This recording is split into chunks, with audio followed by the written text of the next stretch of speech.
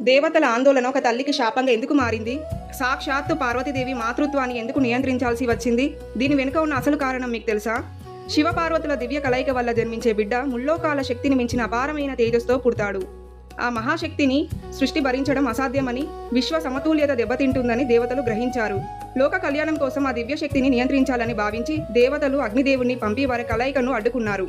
సృష్టి క్షేమం కోసమైనా ఒక తల్లిగా పార్వతీదేవికి అది తీవ్ర మనస్తాపాన్ని మిగిల్చింది. ఆ ఆవేదనతో ఆమె, మీ దేవత వంశంలో ఏ దేవి కూడా గర్భం దాల్చి బిడ్డకు జన్మనిచ్చే అదృష్టాన్ని పొందలేదు అని శపించింది. అందుకే దేవతలకు మానవుల వల్లే గర్భవాసం ద్వారా సంతానం కలగదు. అందుకే కుమారస్వామి శివుని తేజస్సు నుండి, వినాయకుడు పార్వతి నలుగుపిండి నుండి అవతరించారు. అంటే వీరిద్దరూ తల్లి గర్భం నుండి కాకుండా దైవిక శక్తి ద్వారా జన్మించారన్నమాట. లోకక్షేమం కోసం దేవతలు అడ్డుపడినా ఆ తల్లి మాతృత్వానికి ఏ శక్తి అడ్డుకట్ట వేయలేకపోయింది. ఓం నమ శివాయ.